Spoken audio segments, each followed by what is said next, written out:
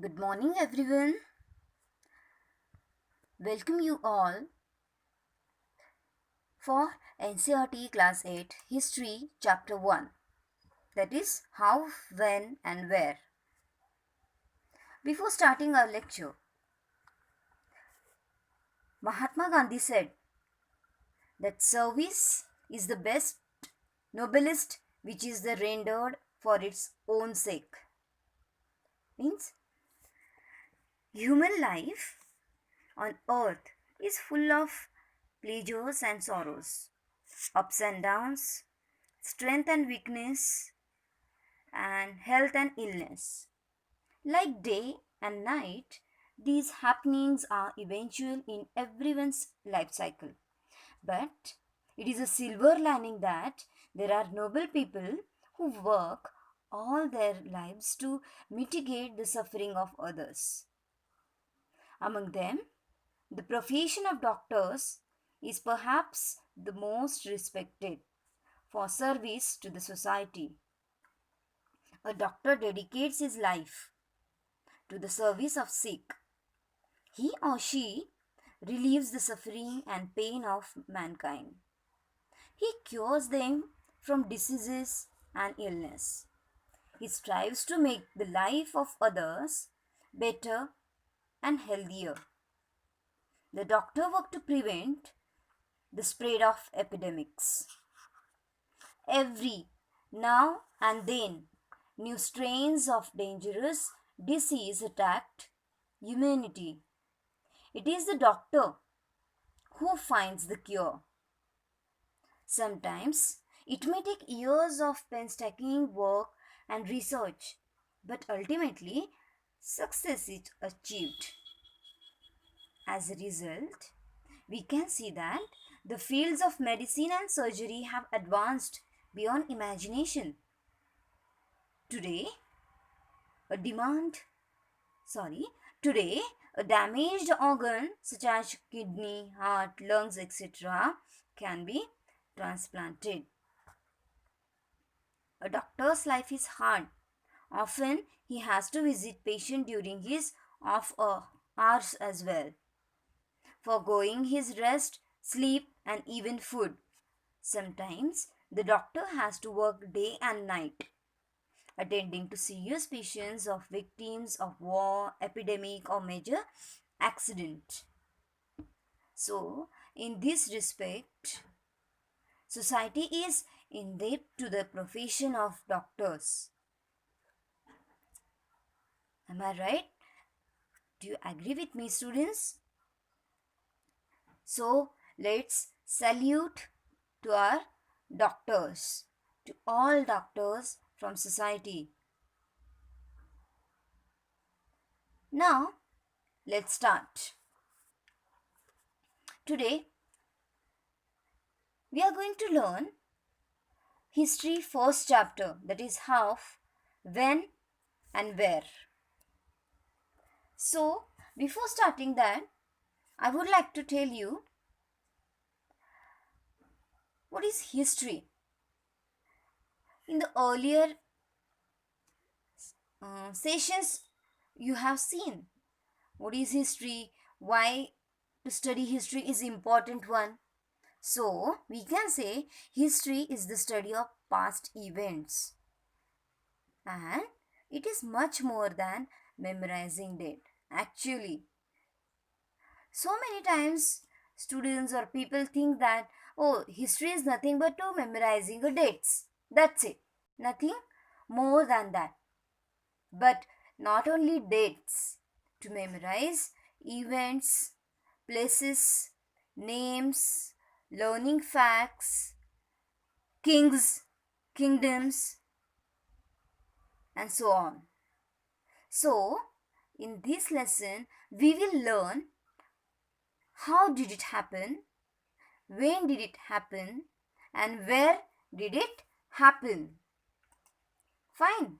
So, basically, in this chapter, we will discuss that why we study history and why it is so important to remember the dates and the happenings of past of the different parts of the world.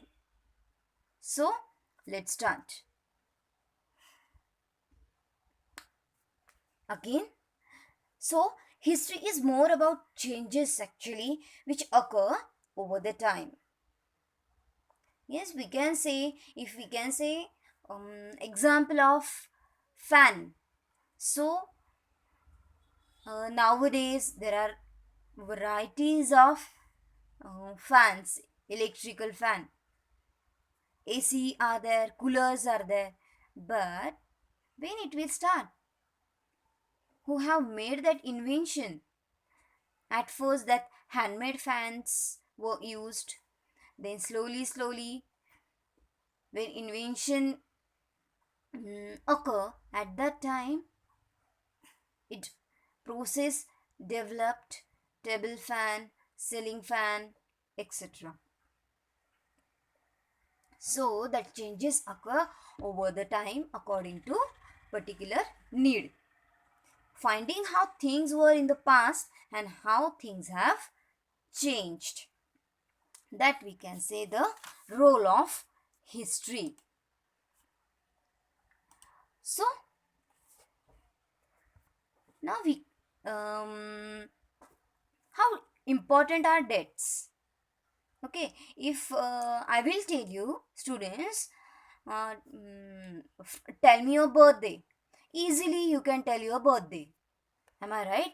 And if suppose your friend, anyone of your friend, I will ask him or her about your birth date. If suppose he or her will be your close friend, probably maybe that friend can tell your birth date. But if suppose in the classroom, anyone I can ask about your birthday, so at that time he or her not able to tell your birth date, though you are the classmates. So that knowing the dates is very difficult or very interesting task. So for that, few things we are going to learn. So which will be the phenomenon, which will be the moment according to that dates will changed. How things were in the past, how things have changed, and gap between before and after. As you can see in the slide, before, yes, in the childhood, how slowly a man can get changed. Development, we can say, our life cycle. So, moving towards next slide. So, there is um, some differentiation within past versus present state of history, basically. Okay, so um, uh, have you ever thought why the dates are so important? Remembering date is not an easy job actually. Moreover, is not even interesting task for many of us. But have you ever thought why we need to remember dates or to study history? Well, um, anything, anything which we see happening in our surrounding must have begun on some day, definitely. And for example, we drink tea or coffee. Yes, but how did it become? How did it become part of our uh, habit? And when it first came into use by man? Not only this, we all must have traveled by train.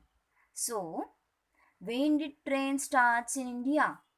Such questions takes back to the notion of dates and time. But time is not always precise. Sometimes we even don't know about the exact date or time of the particular happening. We cannot predict it. Yes, on that particular date, that particular thing happened. Why we can't fix the particular date? Can you guess? Because many of things happen over a stretch of time. We know that Britishers came to India in 1608 and then they started ruling India from 1757. But do we know the exact date of that particular year on which they started ruling? No, we can't imagine or we can predict. Similarly, if we move back to the example of tea, do we know the exact date on which Indians started drinking tea? No, never. We cannot tell that things. That's why it is not possible to fix date for each and every event. Okay, so it is because in the earlier times the court historian used to record only the crucial events of king's life, such as his coronation, marriage, any festival, battle fought by him. So now we know why dates are important. Okay, so here the present and past state of history. So earlier history was associated with string of dates. This was because history used to keep a track of battles and big events. At present, history is a wider concept which includes how and what concepts. Okay? So, if we compare history book in the past and history book in the present, so how which things were included in the past? When king was crowned, king married, next ruler was put on the throne, when king died, and etc. And in the present history book, we can find that how people earned livelihood, what they produced, how cities and kingdom developed, how ideas spread and cultures changed. So, a date doesn't become important if something big happened on the day in that past, but it gains its significance on the basis of how much keen we are to study the events which happened during a particular time. If our focus changes, the importance of date also changed. S- Um, we can take example of British historian began their history with the first Governor General of Bengal, that was Warren Hastings, and it continues up to the last Viceroy of India, Lord Mountbatten. Their history mainly focuses on the activities, policies, and the lifestyle of these men. It does not talk about anything else. Here, what I want to say is that some other events were also happening at that time in India within the society, but nothing was put on record for them. So, record we cannot found of that particular event. So, the chronology means sequentially. So, lives of that British officers makes a different chapter of British history. So, we can write history covering the events which were related to Indian society within the format of British Governor General. Yes, um, we can, and for this we have to write it in a sequence. So that is not only sounds like a story, but also one with the sense. In that process of writing whole story with the shift in the subject, we would be in the need of some new set of dates, making old dates less significance, and thus a new set of dates will become important. So, for that, we have to periodize those events. Let's see next slide. Now, one example is given. Okay. So already we have discussed English company means East India Company formed for exploitation of trade with East and Southern East Asia and India. Incorporated the Chartered on December 31 on 1600. Started as a monopolistic trading body, the company became involved in politics and act as an agent of British uh, imperialism in India from early 18th century to the mid 19th century. Activities of the company in China in the 19th century also served as catalyst for the expansion of British influence there. So, in the picture, you can see that on the Lipton's, famous all over the world. As we have seen, teas and coffees, the date were not mentioned over there. And in the next slide also, you can come to know that how Britishers ruled over the India.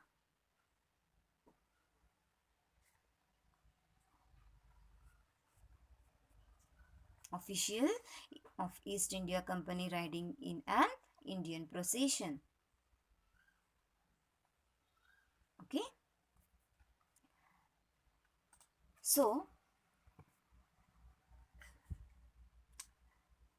there we have to emphasize on James Rennie. Why? Let's see. He was born on December 3rd, 1742 in England and died on March 29, 1830. He was the leading British geographer of his time. He constructed the first nearly accurate map of India. He joined East India Company and became Surveyor General of Bengal. Next slide. Here we go. Now, um, how do we periodize? In 1817, James Mill, a Scottish economist and political philosopher, who wrote 3 volumes named A History of British India, following the contents of his book. So, um, basically, history, he divided Indian history into 3 periods. Which were they? Hindu, Muslim, and British, on the basis of the rulers of different period. Okay. So, this periodization came to be widely accepted. Why? Can you think of many problems with this way of looking at the Indian history? Why do we try to divide history into different periods? We do so in an attempt to capture the characteristic of time, its central features, as they appear to us. So the terms through which we periodize, that is difference between that particular period. So Mill thought that all Asian societies were at the lower level than the European civilization, and according to him, Hindu and Muslim rulers had ruled India, and there was huge intolerance against the religion of each other. Uh, on the basis of religion, huge differentiation were there. Some social evils were also present, such as caste system, superstition, etc. Superstitious beliefs, we can say. And also, according to him, it was necessary to introduce European education and manners to them. for their upliftment. So because of that, what could be happen? Moving away from British classification, historians have usually divided Indian history into ancient, medieval, and modern. That division too has its problem. It is periodization that is borrowed from the West, where the modern period was associated with the growth of all the forces of modernity: science, reason, democracy, liberty, and equality. Medieval was a term used to describe a society where these features of modern society did not exist.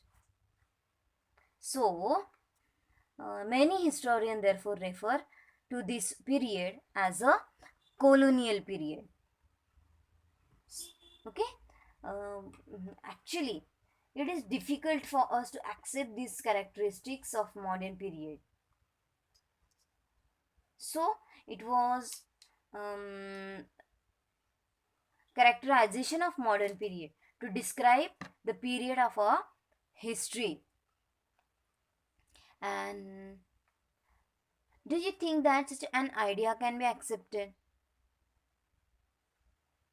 Maybe at that time, because of few crises accepted regarding acceptance regarding that particular idea.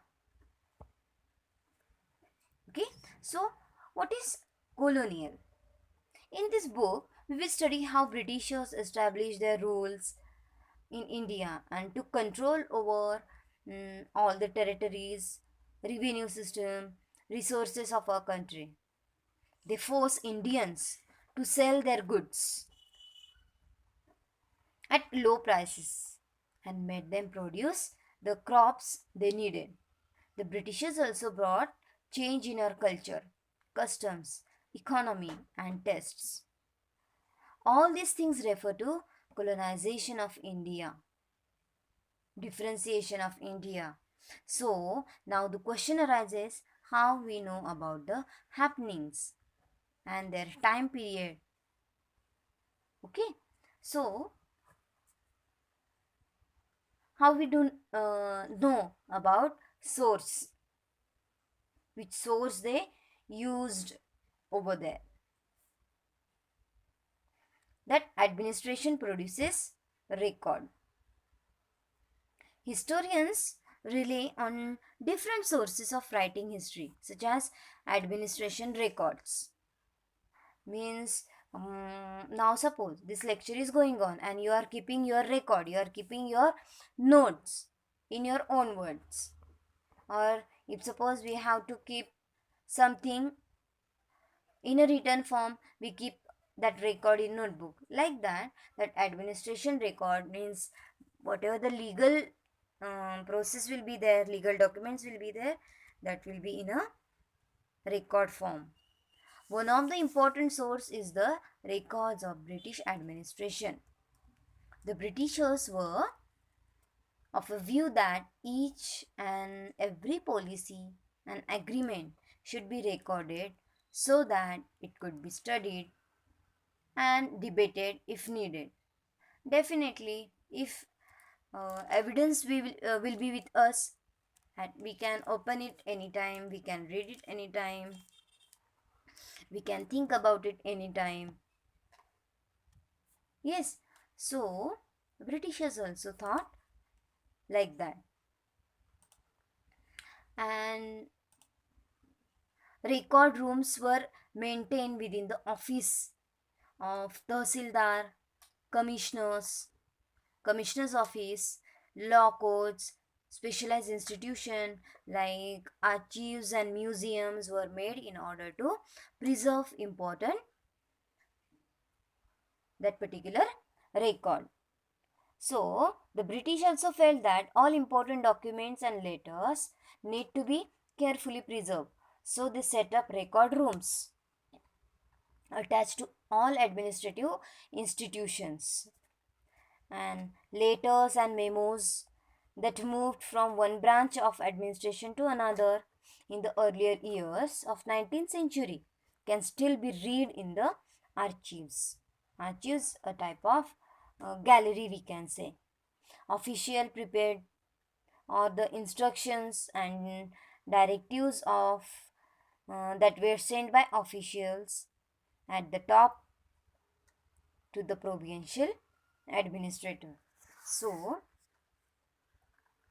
in the early years of the 19th century, these documents were carefully copied out and beautifully written by calligraphist.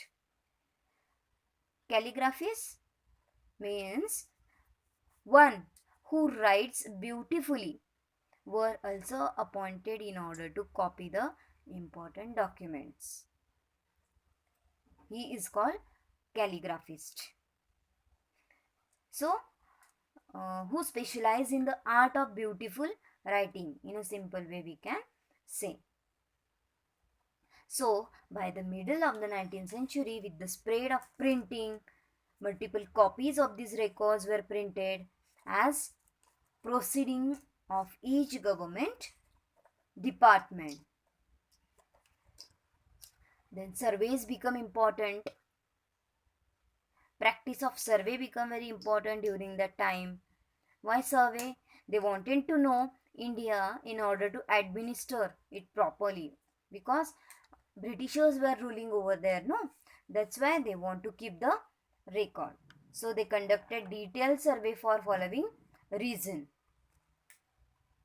If they were ruling, that's why they have to keep all the record. Why? To map out India, to know the soil quality, to check the suitability for different crops, whether that weather, soil is useful or not, good for the good for crops or not, to know the flora and fauna, weather, climate, to know the local histories. Okay, and some surveys conducted were there. So, which surveys? Botanical survey we can say. Then archaeological survey, forest survey, zoological survey. That's why surveys become important. The practice of surveying also become common under the colonial administration. British believed that a country had to properly known before it could be effectively administered. Definitely, if suppose uh, teachers gives you any activity, any project, what you do? You never start that activity immediately. Um, you think about do's and don'ts, which things will be needed, how you are going to plan it. So that will be the survey. So, by the early 19th century, detailed surveys were being carried out to map the entire country. Villages, revenue surveys were conducted. Efforts was known to topography, the soil quality, as we said, flora, fauna, and local history. So, these prepared provinces of India, nothing information on caste, religion, and occupation. There were many other surveys. Okay, so as we have seen, botanical survey, archaeological survey, forest survey, zoological survey. So, what we can say is that we can get a lot of information from survey conducted by the Britishers, but were these sufficient to serve as a source to know history of India? From that, can we predict? Yes, that much history were there, that much historical record means we can satisfy our need? Definitely not. What official records do not tell. Hmm? That due to that official record, what things happen. No doubt, we get a good amount of information from this survey, definitely. But we should know that these surveys were recorded according to the point of view of officers. And officers were who? Britishers. In order to know that what other people of the country felt, means Indian or any other people, and the reason behind their actions, we need to look for other sources such as no, some proof we need. We cannot depend on particular one record. So that particular official record can say only official things. For that we need to look elsewhere. No, because we cannot satisfy our need. Then we begin to search for these other sources and we find them in a plenty, though they are more difficult to get the official records. So which things we found? Diaries of people, autobiographies, account of pilgrims and travelers, popular booklets, newspapers, idea of leaders, poets, and social reformers who wrote to spread their ideas. So, all these resources, however, were produced by those who were literate, basically. From these, we will not able to understand how history was experienced and lived by the tribals and peasants. Peasants means farmers, the workers in the mines or poor on the street. Getting to know their lives is more difficult task. That's why, yet this can be done. If we make a little bit of effort, we can find more information, we can search, we can get lots of information regarding the history. So all these serve as a good source to write the history. That's why that ideas of leaders, poet and social reformers, we can come to know how history um, formulated, how history get importance, how it work, and that's why different sources are why that are important. If we can say the newspaper provide accounts of movements of different parts of the country. Here is a report. Okay, in textbook one report is given from newspaper Hindustan Times. Date is also mentioned 22nd March 1946. So according to that newspaper we can get the idea of that particular era. Then with the help of botanical survey, that botanical survey says that botanical gardens and natural history museum established by the British collected plants, specimens and information about their uses. Local artists were asked to draw pictures of these specimens, and historians are now looking at the way such information was gathered and what this information reveals about the nature of colonialism. So that mapping and survey operations in progress in Bengal, that was come to know how surveys have made. So students, in this way we have learned how dates are important, which dates are important, who involved in that particular date, how do we periodize? In three sections, in parts, we periodize the Hindu, Muslim, and British. Then, what is colonial? That is, practiced of surveying become common rule under that colonial administration. Then, we have seen records regarding official records, how sources we get it from different sources, different personalities, calligraphist, and etc. So few dates I would like to tell you which mentioned in the textbook, that are 1773, Warren Hastings became the first Governor General of India. 1782, first map produced by James Rennell.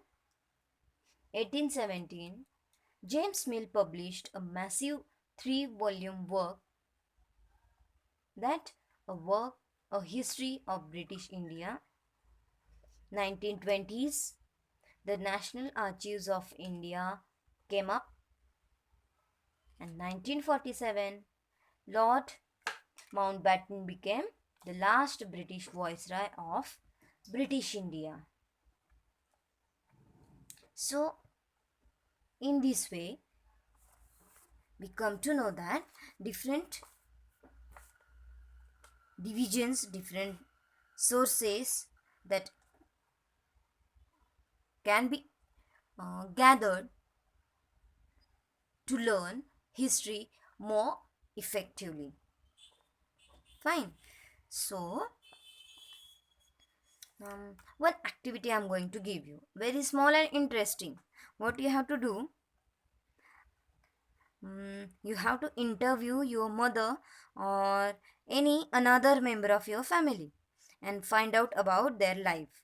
You can ask your grandparents as well. What you have to ask? Um how their life was, different periods, and list out the significant event in each period and explain the basis of your periodization. Okay, so you can ask to your grandparents their era and how that era was divided into different events, what they experienced, and you have to maintain one report. You have to make one file, and in that file you can keep your interview which you have taken. You can click a nice photo of that and you can paste it in that file. So this will be our history's first activity. Hope you understood this chapter, students. In the next lecture, we are going to summarize it.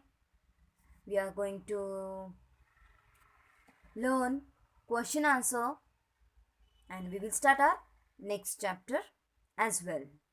Till that, stay home, stay safe, and God bless you. Goodbye. Thank you.